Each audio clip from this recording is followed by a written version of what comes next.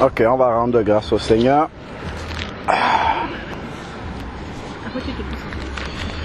Seigneur Père, nous voulons te bénir encore et célébrer ton grand nom parce que tu es Dieu. Seigneur Père, merci d'avoir agréé nos louanges. Merci Seigneur Père de les recevoir, Seigneur Dieu, comme un parfum de bonne odeur. Merci pour la joie du Saint-Esprit que tu mets en nous, ô Jésus, de pouvoir élever nos voix vers toi, Seigneur Père, le fruit des lèvres que tu as purifié. Seigneur, merci encore pour ce temps agréable que tu nous donnes. Tu nous as démontré encore ta puissance, Seigneur Père, et nous voulons vraiment, Seigneur Dieu, te célébrer et te dire combien, Seigneur Dieu, tu es grand. Tu nous le prouves, Seigneur Père, parce que tu n'as jamais, Seigneur Dieu, abandonné ton juste, Seigneur Père. Tu n'as jamais abandonné ton église, Seigneur Dieu. Tu as dit, je bâtirai mon église et les portes de l'enfer ne prévaudront pas sur elle. Seigneur, merci encore pour ta victoire aujourd'hui sur le temps. Éternel Père, nous te remettons maintenant ces moments de partage de ta parole entre tes mains. Conduis-nous, Seigneur Dieu, par ton esprit. Et Seigneur Dieu, donne-nous d'avoir des cœurs attachés à toi, Seigneur Père, pour marcher comme tu veux, Seigneur. Que vraiment ton esprit nous conduise dans la profondeur de ta parole et que nos cœurs soient ouverts encore, Seigneur Dieu, à recevoir cette parole, Seigneur Père éternel, et à vivre par elle au nom de Jésus-Christ. Amen. Amen.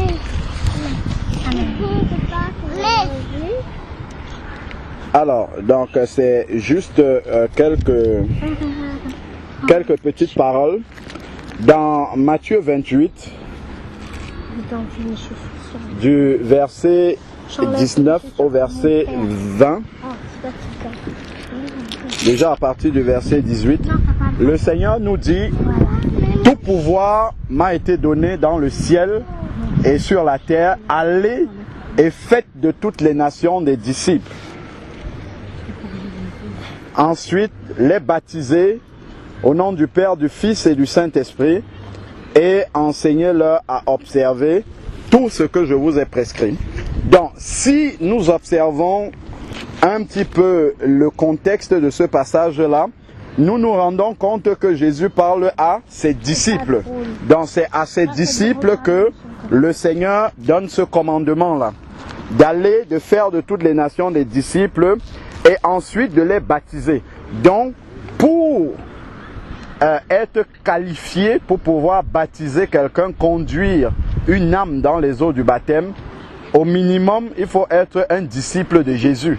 C'est-à-dire s'être repenti soi-même de ses péchés, avoir reçu Jésus comme Seigneur et Sauveur et être soi-même baptisé. Donc ça, c'est le minimum pour pouvoir conduire quelqu'un d'autre dans les eaux du baptême et bien entendu être rempli du Saint-Esprit pour pouvoir le faire. Parce que c'est conduit par le Saint-Esprit que nous pouvons le faire. Et si nous le faisons, nous le faisons en qualité d'ambassadeur de Jésus. Il nous le dit dans 2 Corinthiens 5, à partir du verset 16 et suivant. Il nous dit que nous sommes les ambassadeurs du Seigneur Jésus. Donc pour être ambassadeur d'un pays, il faut être investi par ce pays pour prendre la parole au nom du pays tout entier.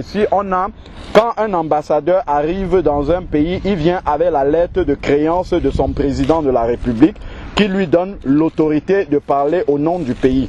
Donc si vous n'avez pas cette autorité-là qui est donnée justement parce que nous sommes nous-mêmes enfants de Dieu, donc nous ne sommes pas qualifiés pour conduire quelqu'un d'autre dans les eaux du baptême.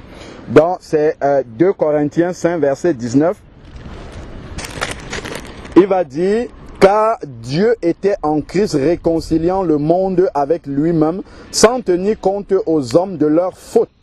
Et il a mis en nous la parole de la réconciliation. Nous sommes donc, nous les enfants de Dieu, nous qui sommes nés de nouveau, nous qui avons l'Esprit de Dieu, nous qui sommes remplis de cet esprit-là, alors nous sommes, comme il dit ici, des ambassadeurs pour Christ, comme si Dieu exhortait par nous. Donc, nous faisons ce travail-là en qualité d'ambassadeurs, conduire d'autres âmes dans les eaux du baptême. Cependant, effectivement, un disciple peut conduire des autres dans les eaux du baptême. Allons-y voir quand même s'il faut une qualification exceptionnelle pour le faire. Parce qu'on sait que dans certains milieux, bon, il n'y a que celui qui est le pasteur qui peut plonger les autres dans les eaux du baptême. Même souvent les anciens n'ont pas, ou bien les diacres ne peuvent pas le faire. N'ont pas l'autorisation, dans ces milieux, je parle bien, de le faire. Prenons un peu Jean 4, verset c'est 1 à 2. Jean chapitre 4, verset 1 à 2. Jean chapitre 4, verset 1 à 2. Il est dit, le Seigneur sut que les pharisiens avaient appris qu'il faisait et baptisait plus de disciples que Jean. Le verset 2 nous précise quelque chose d'essentiel. Toutefois, Jésus ne baptisait pas lui-même, mais c'était ses disciples. Donc, quand Jésus n'a pas pratiqué quelque chose lui-même, là on peut comprendre bien qu'il n'y a pas une autorité spéciale pour pouvoir baptiser quelqu'un. Sinon, Jésus a montré tout le chemin du disciple. Alors, prenons maintenant 1 Corinthiens chapitre 1 verset 12 à 17. Donc Jésus n'a pas baptisé lui-même, mais ce sont ses disciples qui ont baptisé. Alors prenons 1 Corinthiens chapitre 1 verset 12. L'apôtre Paul maintenant parle, il dit, j'entends par là que... Bon, je commence au verset 11. Car mes frères, j'ai appris à votre sujet par les gens de Chloé qu'il y a des discordes parmi vous.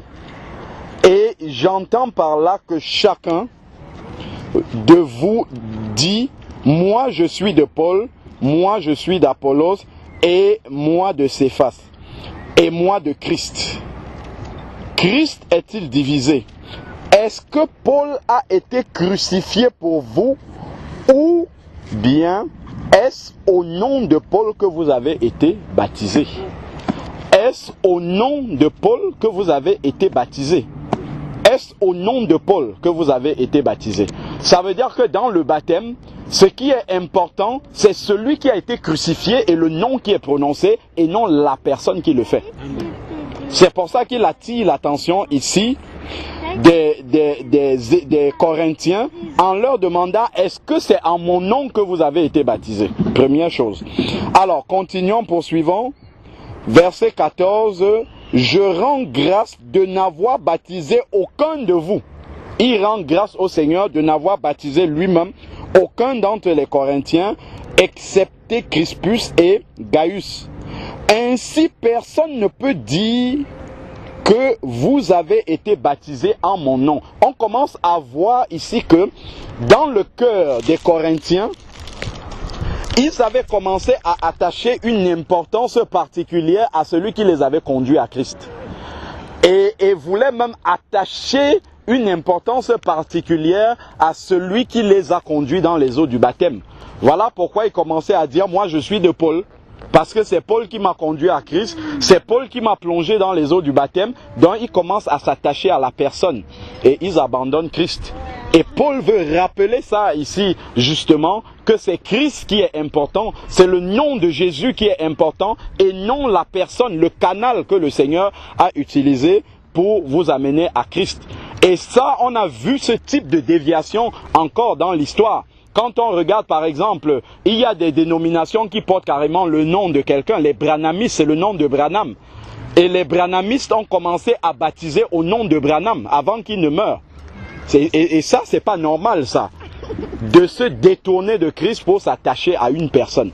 Or, c'est le nom de Jésus qui est tout dans le baptême. S'il n'y a pas le nom de Jésus, qu'on ait baptisé quelqu'un par immersion ou qu'on ait baptisé n'importe comment, si le nom de Jésus n'est pas prononcé, ce baptême-là n'a absolument aucune valeur, aucune. Alors, parce que c'est Jésus, Paul le dit avant, qui a été crucifié. Alors, dans verset 16, j'ai encore baptisé la famille de Stéphanas, de Stéphanas, oui. Du reste, je ne sais pas si j'ai baptisé quelqu'un d'autre. Ensuite, il dit car Christ ne m'a pas envoyé pour baptiser. Donc le baptême, ce n'est pas ce qui est l'essentiel. C'est la repentance, la conversion, la pratique d'œuvres dignes de la repentance. Et le baptême est une des étapes, mais ce n'est pas le but final. C'est juste un passage pour entrer dans la famille des enfants de Dieu. Mais pour annoncer l'évangile, voilà ce qui est important et qui transforme réellement les vies, c'est l'annonce de l'évangile, la prédication de l'évangile. Et cela sans la sagesse du langage, afin que la croix de Christ ne soit pas rendue vaine. Donc c'est ça qui est le cœur même. Donc il ne faut pas commencer à s'attacher à une personne et dire non, moi je veux absolument que ça soit frère Nicanor qui me baptise. Il faut absolument que ça soit Calix qui me baptise. Parce que ce n'est pas Calix qui est quelque chose, mais c'est le nom de Jésus que Calix, le disciple de Jésus, va prononcer.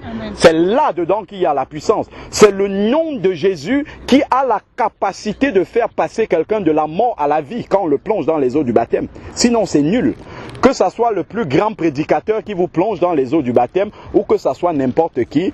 Et moi d'ailleurs je suis tombé dans ce travers-là quand je venais de me convertir. Alors que j'avais reçu seulement quelques gouttes d'eau sur la tête, le fait que ça soit le pasteur président de l'église évangélique du Cameroun qui m'a mis l'eau sur la tête et qui ait posé ses mains sur ma tête, j'avais l'impression que ce baptême-là était forcément valable.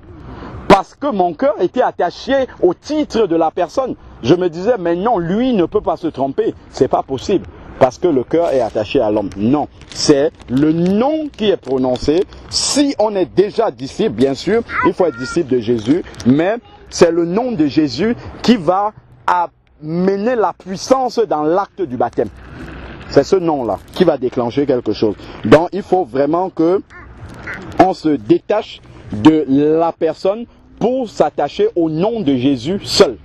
Donc c'est ça qui est le plus important. Donc, est-ce à dire alors que le baptême n'est pas important? Pas du tout, c'est pas ce qu'on dit. Le baptême, c'est une clé pour entrer dans la famille des enfants de Dieu.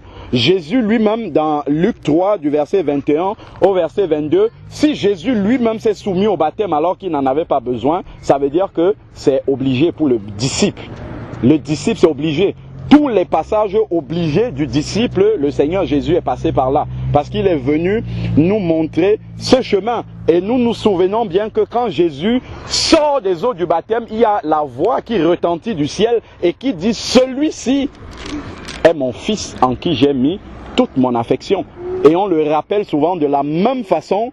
Lorsque quelqu'un sort des eaux du baptême, spirituellement, Dieu dit, celui-ci est mon fils, il fait maintenant partie de ma famille. C'est ce qu'on a dit une fois en disant que lorsque un enfant naît, il faut que, bon, la maman, elle sort de l'accouchement, donc elle n'a pas la force pour le faire. Souvent, c'est le papa qui se rend à la mairie pour dire, voici, mon fils est né. Et quand il déclare cela, mon fils est né, qu'est-ce qu'on fait? On inscrit le nom de l'enfant sur le livret de famille. Et donc, désormais, l'enfant fait partie de la famille. Si un enfant, quelqu'un aura beau dire ça c'est mon enfant, si son nom n'est pas écrit dans le livret de famille, l'enfant ne fait pas partie de la famille, officiellement. De la même façon, quand quelqu'un sort des eaux du baptême, son nom est écrit dans le livre de vie. Il fait maintenant partie de la famille. Et bien sûr, par sa marche quotidienne, il faut qu'il s'assure que son nom reste écrit dans le livre de vie. Donc le baptême est capital, est fondamental, est important. On ne peut pas s'en détourner. C'est un passage obligé pour tous les enfants de Dieu. Mais seulement, ce n'est pas la personne qui baptise qui est quelque chose, mais c'est Jésus qui est tout dans le baptême. Si nous prenons encore Marc 16, il va dire, celui qui croira et qui sera baptisé. C'est une conjonction, il faut les deux. Il faut croire, mais il faut valider ta foi justement par le baptême. Cet engagement de bonne conscience. Parce que tu peux dire je crois, mais sans t'engager. C'est ça. Beaucoup de personnes croient en Jésus. Hein. Vous demandez aux gens dans la rue, est-ce que tu... Oui, je crois, mais ils ne s'engagent pas. Il ne prend pas la cause de Jésus, il ne soumet pas sa vie à Jésus. Donc il n'est pas engagé du tout, du tout, du tout. Donc sa croyance reste simplement, là on peut dire c'est un sympathisant de Jésus, mais c'est pas véritablement un disciple. Un disciple, c'est quelqu'un qui s'est engagé pour le Seigneur Jésus. Nous avons encore dans Acte 2, 38, le jour de la Pentecôte, lorsque les disciples au verset 37, après avoir écouté la prédication de Pierre, non, les Juifs qui étaient à Jérusalem, à ce moment-là se rapprochent de Pierre et disent, que ferons-nous donc, frères? Et Pierre va leur dire, repentez-vous et ensuite soyez baptisés. Et vous recevrez le don du Saint-Esprit. Repentez-vous, c'est la première étape. Ensuite, passez dans les eaux du baptême. Pierre aurait pu ne pas mentionner l'étape du baptême si ce n'était pas quelque chose d'important. Mais si Pierre l'a dit, c'est-à-dire que c'est quelque chose de fondamental qui vient justement matérialiser la conversion. Parce que la conversion, lorsque on s'est repenti, nous recevons, nous confessons le Seigneur Jésus et l'Esprit de Dieu doit venir habiter dans notre cœur. Et le baptême matérialise justement l'enterrement de la vie ancienne et la résurrection à une vie nouvelle. Mais c'est la repentance qui permet de passer justement la vie ancienne, d'enterrer, de faire mourir cette vie ancienne. Et le baptême n'est que la figure manifeste, l'illustration palpable de ce qui s'est passé dans le cœur lorsqu'on s'est repenti. Donc s'il n'y a pas la repentance avant, le baptême extérieur n'a absolument aucune valeur. C'est d'ailleurs pourquoi Pierre met la repentance en premier et ensuite il met le baptême. Parce que le baptême vient simplement confirmer physiquement ce qui s'est déjà passé spirituellement lorsque la personne a confessé ses péchés au Seigneur. Alors, donc là on a dit les disciples de Jésus peuvent baptiser, conduire d'autres personnes qui viennent de recevoir le Seigneur dans les eaux du baptême. Maintenant, je vais répondre rapidement à une petite question qui se pose souvent sans importance. C'est est-ce qu'une femme peut baptiser, puisqu'une femme peut être disciple? Est-ce qu'une femme peut baptiser? Bon, ça, on va répondre à ça tout à fait rapidement. Ce qui est sûr, c'est que ce n'est pas la capacité qui est une chose. Parce que plonger quelqu'un dans l'eau, tout le monde peut le faire. Mais même un païen peut plonger quelqu'un dans l'eau. Mais maintenant, c'est la valeur de cet acte-là. Est-ce que si un païen ici qui n'est pas converti prend quelqu'un là au hasard, qui n'a pas confessé ses péchés, il le trempe là-bas dans l'eau, est-ce que le ciel, le Seigneur va dire celui-ci est mon fils? Je ne crois pas. Je doute beaucoup que cela se passe ainsi. Donc nous devons respecter ce qui est écrit dans la parole de Dieu. On va le voir très rapidement. On a dit les disciples, tous les disciples du Seigneur peuvent baptiser, mais est-ce que alors pour autant les sœurs peuvent conduire aussi les enfants de Dieu, enfin les nouveaux convertis dans les eaux du baptême. Donc si je prends Matthieu 28, là, 19 à 20 que nous avons lu tout à l'heure, le Seigneur a dit allez, faites de toutes les nations des disciples, ensuite baptisez et enseignez. Lorsque tu conduis quelqu'un dans les eaux du baptême, tu dois être capable d'enseigner la personne après. Tu dois être capable de lui donner les rudiments. Et là, ça va poser un problème pour les sœurs. Ça va poser déjà un problème de pouvoir enseigner ces personnes-là, puisque le Seigneur dit qu'elles ne doivent pas enseigner la parole de Dieu. Donc ça, déjà, c'est le premier élément que nous pouvons voir. Et ensuite, maintenant, nous voyons dans tous les cas de baptême qu'il y a dans la parole de Dieu, on va les voir un à un. On voit que les gens ne viennent pas comme ça, ils se baptisent directement. Et il y a une petite mise au point, il y a une explication. C'est pas véritablement un enseignement, mais il faut annoncer la parole, il faut expliquer, voilà, il faut expliquer la parole de Dieu aux personnes qui vont entrer dans les eaux du baptême.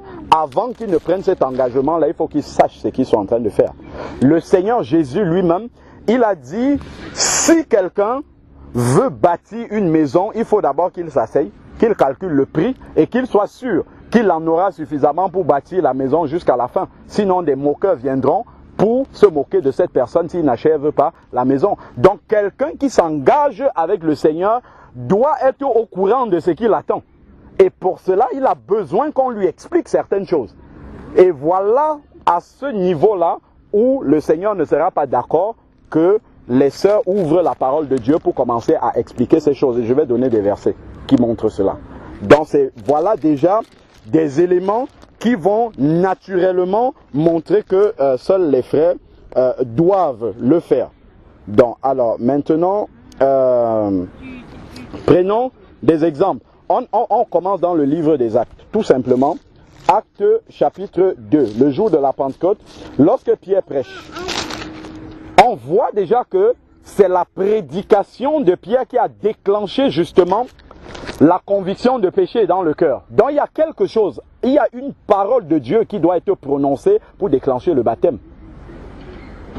Et cette parole-là, justement, les sœurs ne seront pas qualifiées pour pouvoir apporter cette parole-là. Donc Pierre, à partir du verset 17 là, toute la prédication, Pierre a prêché jusqu'au bout, verset 37. Alors les cœurs ont été touchés.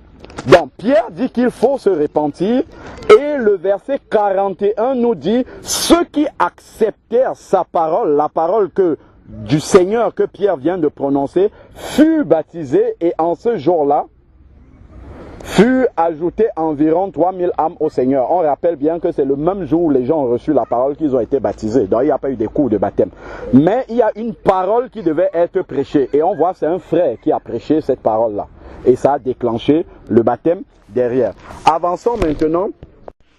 Donc on voit bien que dans Actes 2, verset 41, donc ceux qui ont accepté la parole de Dieu prêchée justement par le frère Pierre, donc ont été baptisés, donc ce même jour-là, pas de cours de baptême évidemment, et juste après au verset 42, comme je le disais tantôt, donc ils persévéraient dans l'enseignement des apôtres. Donc ceux qui ont reçu le baptême persévéraient dans l'enseignement des apôtres, à savoir que ceux qui les ont conduits dans les eaux du baptême étaient aptes aussi à les enseigner. Donc allons-y dans Acte 8. Nous restons toujours justement dans cette vérité que l'élément déclencheur du baptême, de la conversion profonde réelle, il faut qu'il y ait une explication de la parole de Dieu. Si nous prenons maintenant Acte 8, verset 5, Philippe descendit dans une ville de la Samarie. Il y prêcha Christ, donc il a prêché Christ. Et les foules d'un commun accord s'attachaient à ce que disait Philippe en apprenant et voyant les miracles qu'il faisait au nom de Jésus. Car des esprits impurs sortaient de beaucoup de démoniaques en criant d'une voix forte et beaucoup de paralytiques et des boiteux furent guéris et il y eut une grande joie dans cette ville. Sautons. Si nous allons maintenant au verset 11, il s'attachait à... voilà, plutôt verset 12, pour gagner du temps. Mais quand il eut cru en Philippe, cru dans la parole que le frère Philippe a prêchée, donc qu'il annonçait la bonne nouvelle du royaume et du nom de Jésus, hommes et femmes se furent baptisés par Philippe, évidemment. C'était lui le seul converti qui est arrivé là dans cette ville, en tout cas de ce que nous dit la parole. Simon lui aussi fut baptisé et ne quittait plus Philippe, voyant avec étonnement les grands signes et miracles qui se produisaient. Donc on voit encore ici que c'est un frère qui a dû prêcher cette parole-là qui a déclenché le baptême. Si nous allons au verset 26, donc qui nous parle justement de Philippe également, qui a été dépêché par le Seigneur justement pour aller trouver l'eunuque éthiopien qui avait besoin d'une explication de la parole de Dieu. Si nous regardons au verset 32, dans Acte 8, verset 32, le passage de l'écriture qu'il lisait, que l'eunuque lisait, dont il a été mené comme une brebis à l'abattoir, etc. Donc il lisait le prophète Ésaïe et nous voyons bien que Philippe a dû lui expliquer, verset 35, acte 8, verset 35, alors Philippe ouvrit la bouche et commença par ce texte en lui annonçant la bonne nouvelle de Jésus. Donc voilà la prédication préalable qui a été là pour déclencher justement le baptême par la suite. Comme ils continuaient leur chemin, ils arrivaient à un point d'eau, etc. L'eunuque va donc poser la question à propos du baptême. Donc on voit encore ici que c'est un frère qui a dû prêcher la parole de Dieu qui a déclenché justement le baptême. Avançons donc dans Acte 9 également. Si nous prenons Acte 9, donc Saul qui tombe sur le chemin de Damas, verset 13 maintenant. Acte 9, 13. Acte 9, nous pouvons prendre verset 10 plutôt. Or, il y avait à Damas un disciple nommé Ananias. Le Seigneur lui dit dans une vision. Donc, il y avait un disciple, c'était un frère à Damas qui se nommait Ananias. Si nous prenons maintenant au verset 17, Ananias partit et lorsqu'il fut arrivé dans la maison, il imposa les mains à Saul. Donc on voit encore ici l'imposition des mains qui fait aussi partie de la doctrine, qui fait, c'est pas n'importe qui dans le corps de Christ peut imposer les mains. Donc il imposa les mains à Saul et dit, Saul mon frère, le Seigneur Jésus qui t'est apparu sur le chemin par lequel tu venais, m'a envoyé pour que tu recouvres la vue et que tu sois rempli du Saint-Esprit. Au même instant, il tomba de ses yeux comme des écailles. Il recouvra la vue. Il se leva et fut baptisé. Baptisé par qui? Par Ananias qui était avec lui. Donc il a fallu, le Seigneur n'a pas choisi. Il y avait sûrement des femmes, disciples également à Damas, mais le Seigneur a choisi un frère. Ananias en l'occurrence, à qui il a parlé, à qui il a donné une parole spéciale pour Paul, et il est parti, non seulement il a imposé les mains à Paul, il lui a annoncé cette parole du Seigneur là, et il a baptisé l'apôtre Paul. Donc ceci n'est donc pas le fruit du hasard. Donc continuons, la parole de Dieu se tient totalement, et voilà, il n'y a pas d'erreur dans la parole de Dieu, tout est corrélé, tout est cohérent, c'est un ensemble totalement cohérent. On va dire oui, d'ailleurs moi aussi, hein, comme je le disais, moi aussi je pensais oui, au nom de la liberté du Saint-Esprit que nous avons sur la grâce, n'importe qui au sens des disciples de n'importe quel sexe peuvent conduire les gens dans les eaux du baptême, mais non, il faut faire très attention. La liberté du Saint-Esprit est bornée par la parole de Dieu. Donc on ne doit pas aller au-delà des Écritures. Si on voit le Seigneur conduire des frères pour pouvoir annoncer cette parole préalable qui déclenche le baptême, nous ne devons pas aller à l'encontre justement de cette parole-là. Donc c'est pas une question de pouvoir baptiser, ça tout le monde peut baptiser, donc, si c'est juste plonger quelqu'un dans l'eau, mais c'est une question d'autorité spirituelle. Donc il faut avoir cette autorité spirituelle conférée par le Seigneur pour pouvoir conduire quelqu'un dans les eaux du baptême et que son baptême soit valable. Que le Père, effectivement, dans le ciel puisse dire, lorsque vous sortez la personne des eaux du baptême, celui-ci est mon fils en qui j'ai mis toute mon affection, comme il a dit pour Jésus, c'est-à-dire que le Père lui-même valide ce baptême, ce qui fait désormais de vous un enfant de Dieu appartenant au corps de Christ. Si je prends, nous prenons ensemble maintenant dans Acte 10. Acte 10, ici, là, c'est Pierre qui a été dépêché chez Corneille. Et on voit à partir du verset 34, alors Pierre ouvrit la bouche et dit, en vérité, je le comprends, pour Dieu, il n'y a point de considération de personne. Et Pierre commence donc une prédication. On voit encore le même schéma est là, la même façon de procéder du Saint-Esprit est là. Pierre, un frère, va prêcher cette parole-là, cette parole qui va ensuite déclencher justement le baptême. Il va expliquer. Si nous prenons à partir du verset 44. Verset 44, il est dit, comme Pierre prononçait encore ces mots, dont le frère était dans la prédication de la parole. C'est ça qui va être l'élément déclencheur. Le Saint-Esprit descendit sur tous ceux qui écoutaient la parole, tous les croyants circoncis qui étaient venus avec Pierre furent étonnés de ce que le don du Saint-Esprit soit aussi répandu sur les païens, car ils les entendaient parler en langue et exalter Dieu. Verset 47 maintenant. Alors Pierre reprit. Peut-on refuser l'eau du baptême à ceux qui ont reçu le Saint-Esprit comme nous? Verset 48, il ordonna qu'il fût baptisé quoi? Au nom de Jésus. Le nom de Jésus qui est vraiment l'élément essentiel qui déclenche la puissance de Dieu, qui est capable de faire passer quelqu'un de la mort à la vie, le nom de Jésus. Mais ensuite, ici, on voit toujours ce même schéma d'un frère qui conduit une prédication, une explication de la parole de Dieu qui déclenche ainsi le baptême. Nous pouvons aller maintenant dans Acte 16. Restons toujours pour voir comment la parole de Dieu est totalement cohérente, sans qu'il n'y ait possibilité d'erreur là-dessus. Voilà, allons dans Acte 16. Acte 16, il y a un autre passage qui nous montre aussi. Alors, donc,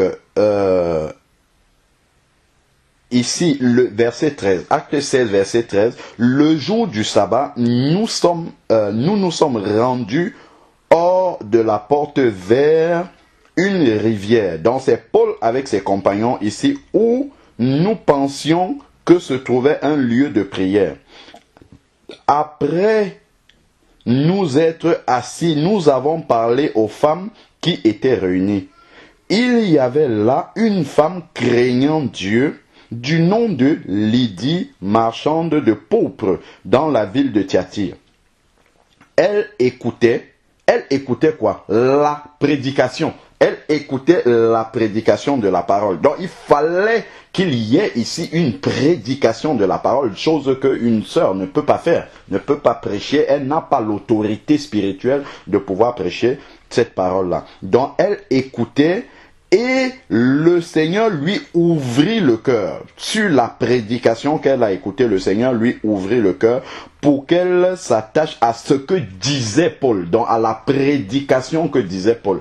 Et pour prêcher, il faut avoir l'autorité spirituelle du Seigneur, chose que justement le Seigneur n'a pas conférée aux sœurs. Lorsqu'elle eut été baptisée avec sa famille, qui a baptisé Paul et ses compagnons, qui étaient justement dans cette ville-là. Donc, on le comprend bien. Donc, le schéma est toujours le même. Elle fut baptisée. Elle nous invita, nous, Paul, avec ses compagnons, nous invita en disant, si vous me jugez fidèle au Seigneur, entrez dans ma maison et demeurez-y.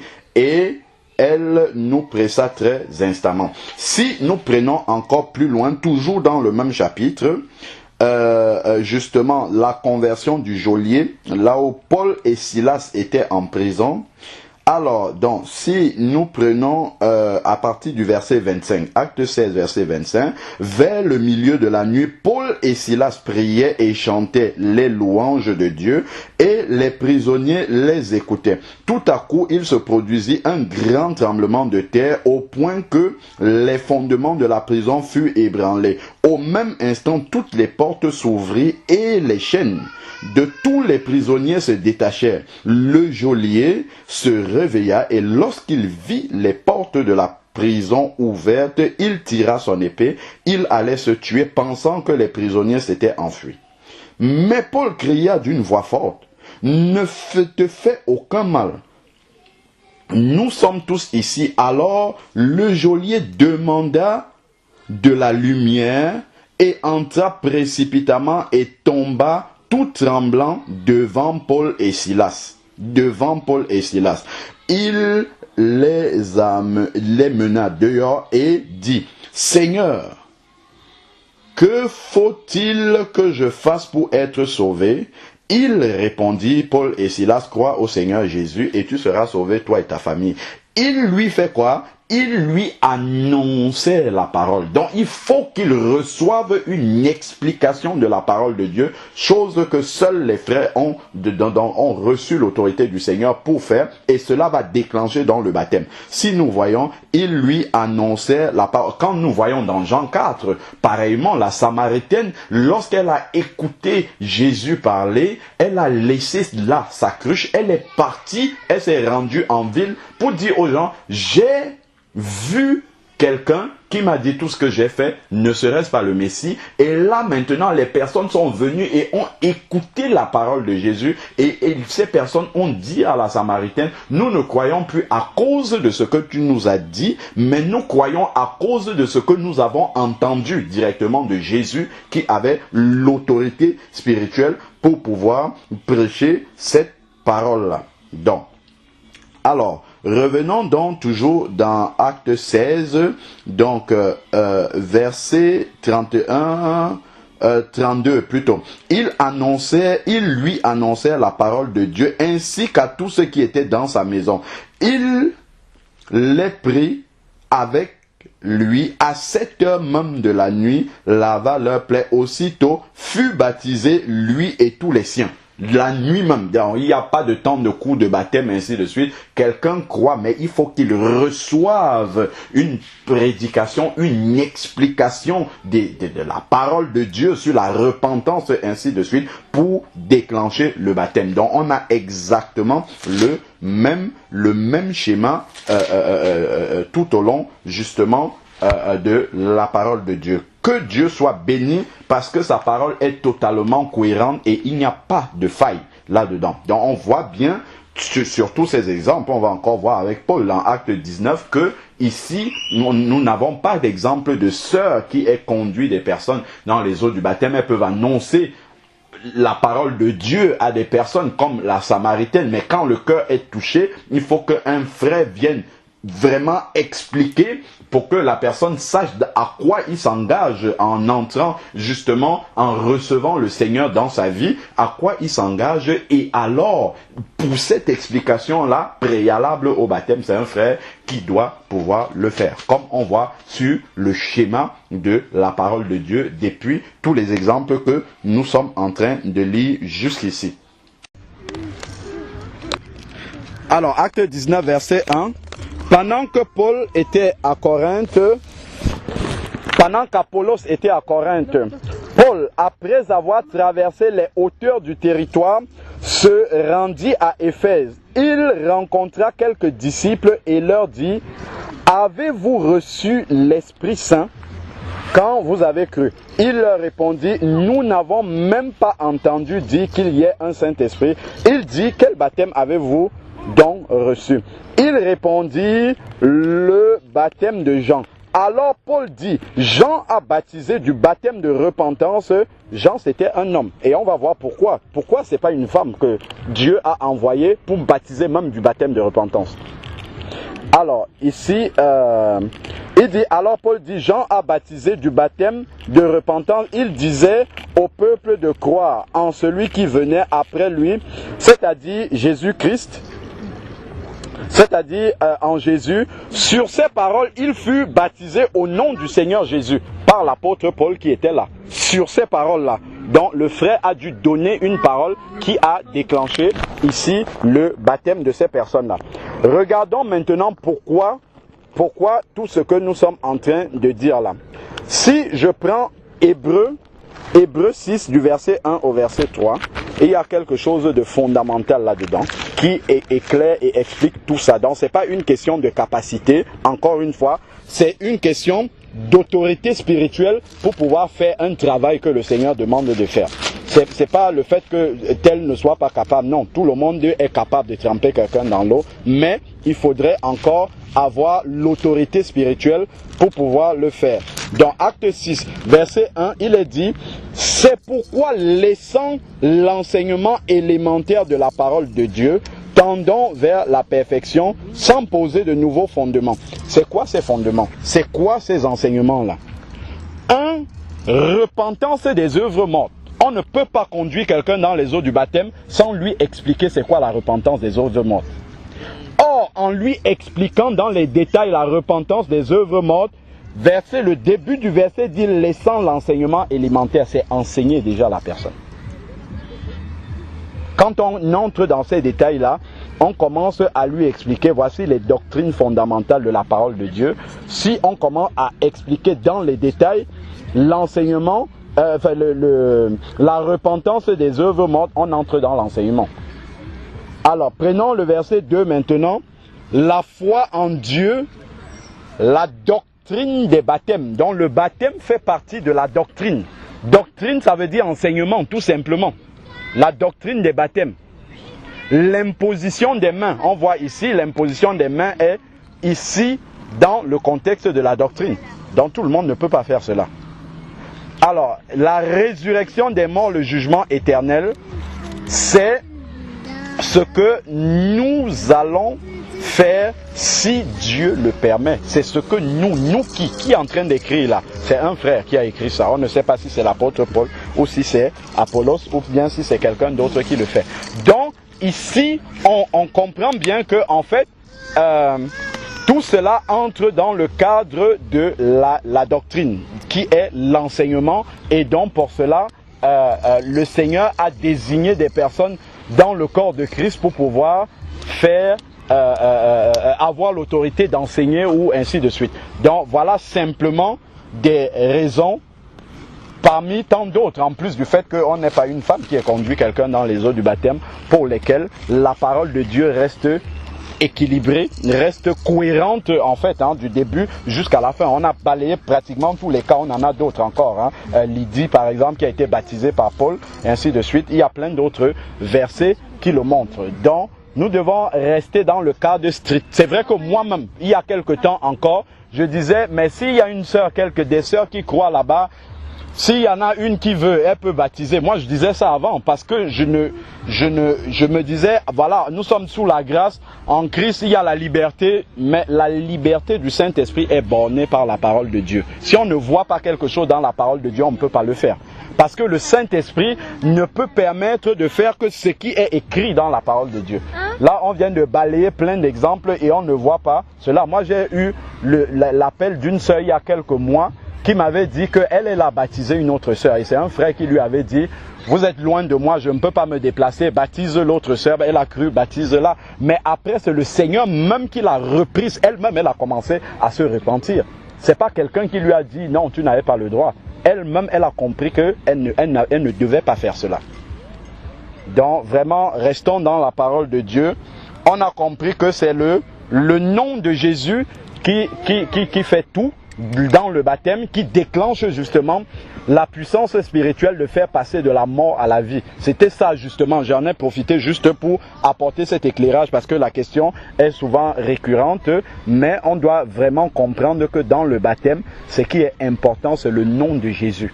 Le nom de Jésus, parce que c'est Jésus qui a été à la croix, c'est Jésus qui a racheté cette vie ancienne-là qui va être enterrée. Voilà. Et donc, qui est aussi ressuscité d'entre les morts et donc qui a mené une vie étant ressuscité, donc une vie de résurrection qui permet justement que nous aussi devenus une même plante avec le Seigneur puissions aussi vivre une vie de résurrection, c'est-à-dire la vie qui vient après la mort de la vie passée. Amen. Donc c'est vraiment cela qu'il était important de pouvoir préciser. Donc dans l'assemblée des frères, que ce soit Olivier qui baptise, que ce soit frère Nicanor, que ce soit Georges, Calix, Nestor ou bien Hervé, tout ça c'est la même chose. C'est le nom de Jésus qui va être prononcé. Amen. On peut être baptisé par celui qui a tous les dons spirituels, mais si le lendemain il n'y a pas un changement de vie, ça ne sert à rien du tout. Donc ce n'est pas la personne qui est investi des dons spirituels qui va venir vivre cette vie de résurrection à votre place. Vous restez la même personne, sauf que vous avez reçu normalement la puissance de Dieu pour mener cette vie de résurrection-là. Et donc, il faut pouvoir vraiment se détacher des personnes et puis s'attacher au Seigneur seul, qui est le maître de toutes choses. Amen. Amen. Seigneur Dieu Tout-Puissant, Père, nous voulons encore nous incliner devant ta parole. Seigneur, nous ne voulons pas nous détourner de ta parole, mais nous voulons rester attachés à cette parole-là. Seigneur Dieu, tu nous rappelles encore au travers de ce partage que c'est ton nom qui déclenche, Seigneur Dieu Tout-Puissant, la puissance qui permet de passer de la mort à la vie, Seigneur Père, lorsque quelqu'un passe dans les eaux du baptême. Seigneur Dieu, je te prie pour mes frères et sœurs de vraiment s'attacher à toi uniquement, s'attacher, Seigneur Dieu, à ton nom, Seigneur Père, parce que toute la puissance est dans ton nom. Tu nous as dit dans Acte 4, verset 12, qu'aucun autre nom n'a été donné sur la terre par lequel les hommes doivent être sauvés, Seigneur Dieu, que ton nom. Père, que les personnes, que tes enfants, que tes créatures s'attachent à ton nom seul et non à des personnes, Seigneur Dieu. Délivre encore, Seigneur Père, ceux qui peuvent avoir cet attachement-là à des personnes, Seigneur Dieu, en pensant que ce sont ces personnes qui font que le baptême soit valable. Seigneur Père, donne-leur de rester attachés à toi seul, Seigneur Père, et en ton nom, au nom de Jésus-Christ. Amen.